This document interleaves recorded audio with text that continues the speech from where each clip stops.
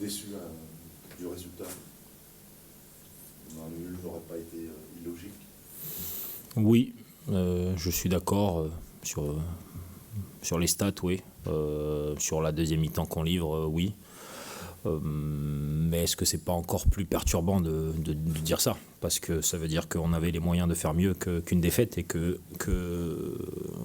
rate des moments clés. On rate le moment clé après l'égalisation où on fait preuve de grande passivité pour donner le corner et ça pardonne pas. Et puis ça fait 2 corners en 2 matchs et qu'à ce niveau-là, c'est juste pas possible parce que tu te donnes l'illusion que c'est pas mal et qu'on a modifié la dynamique et qu'il y a eu des choses vraiment intéressantes en deuxième mi-temps et qu'on méritait probablement mieux sur la globalité du match.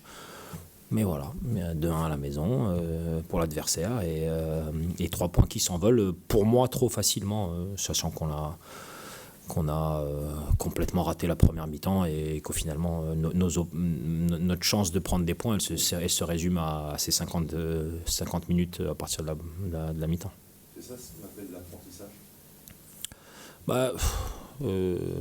J'ai envie de dire il y a quelques éléments qui sont logiques, c'est-à-dire qu'à la fin du match, quand on fait 5-6 fautes et que les Brestois jouent bien le coup, ça fait partie de l'expérience et de la maturité que possède sur cette fin de rencontre et que nous n'avons pas, parce qu'on fait rentrer beaucoup de jeunesse. Ça, à la limite, je l'accepte et c'est logique, mais l'apprentissage, il se faisait avant, sur la prépa. Là, il va falloir avancer beaucoup plus vite. Donc voilà, j'ai un mélange de... On y est presque, il y a plein de choses à tirer qui étaient bonnes et des occasions que nous nous sommes créées, une facilité de faire monter le ballon dans le dernier tiers, des garçons qui ont essayé de tout donner. Mais que la moitié du match. Et ça, c'est gênant. Voilà. Il y a pas mal de travail encore à accomplir. Je pense que malgré tout, si je prends un petit peu de hauteur par rapport à ma position un peu frustrée et déçue du résultat, il y a des choses sur lesquelles on peut s'appuyer et je pense qu'on va y arriver.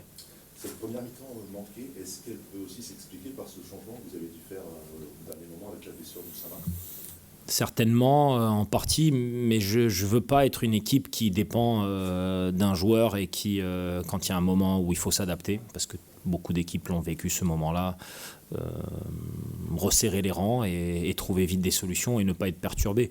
Après, factuellement, c'est aujourd'hui une de nos plaques tournantes au milieu de terrain et on a senti les garçons un petit peu déboussolés par les possibilités de jeu qui sont réduites parce qu'Oussama a un grand radar de jeu où il touche beaucoup de ballons et c'est lui qui a la distribution. Mais honneur à Abdou Touré d'être rentré comme ça et puis d'avoir tenu aussi fort. Mais ça nous a perturbés. La gravité de la blessure, donc c'est à la hanche, c'est Ouais. sérieux?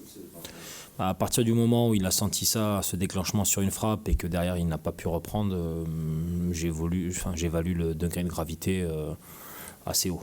Vous avez changé de système du coup à la pause. C'était quoi un petit peu l'idée? Qu'est-ce que vous avez demandé à vos garçons du coup de changer après cette première mi-temps qui n'a pas répondu à vos attentes du coup?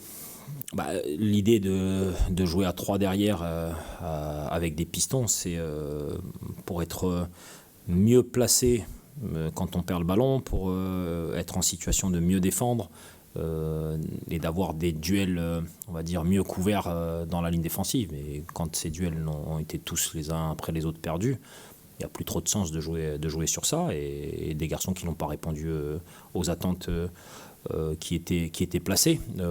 Mais bon, c'était vraiment un élément collectif qui était plutôt éteint, même dans l'intensité, dans les nombres de duels gagnés en première mi-temps, on est derrière clairement. Donc est-ce que c'est le système en soi qui pose problème? Je pense qu'il n'y a pas de système qui fonctionne à partir du moment où toi, dans l'impact, tu n'y es pas du tout. Et les Brestois, sur cet aspect-là, nous ont dominés. Alors oui, il y a eu des bribes, il y a eu de 10 secondes par là, 15 secondes par là, mais de manière globale, nous étions derrière sur tous ces marqueurs. Encore une fois, pour moi, c'est pas vraiment une question de système, même si on ne peut pas dire que la première mi-temps soit réussie et que clairement, sur les repositionnements en deuxième, on a plus de choses. Mais on encaisse quand même ce but.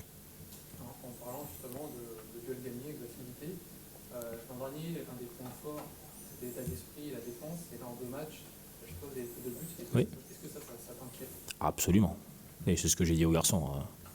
On peut faire plein de super choses et on dira, Le Havre se crée pas mal de situations, ils peuvent marquer, ils sont dans le jeu, et il y a 2-3 actions qui ressemblent à quelque chose, mais si tu encaisses 2 buts par match, c'est juste pas possible. Et la première que nous devons régler et prendre en main, c'est les corners. Parce que à Montpellier, c'est un moment clé, ça fait basculer le match et on aurait pu très mal s'en sortir. Et ici, clairement, c'est le deuxième moment clé de la rencontre, donc du travail, une prise de responsabilité importante. Et parfois, il y a un petit peu d'aléatoire sur les coups de pied arrêtés.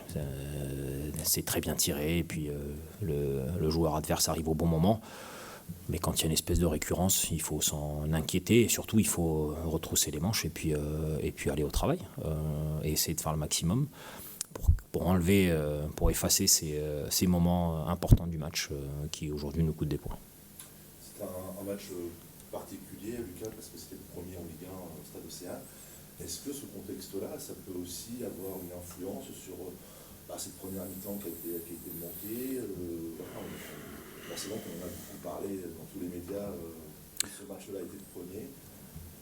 Sur le groupe, ça a un effet. Peut-être, en tout cas nous, dans notre manière d'approcher le match, on n'a pas fait de ce match-là quelque chose d'extraordinaire.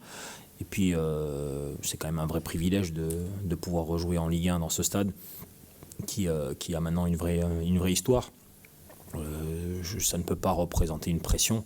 En tout cas, tu peux avoir la pression et rater des choses avec ballon, mais en quoi la pression d'un premier match de Ligue 1 à la maison t'empêche de courir, d'avaler les kilomètres, de faire tout pour récupérer le ballon et de mettre de l'intensité. Ça, personne n'empêche et c'est pas le stress qui bloque cette volonté. Et on n'en a pas fait suffisamment preuve.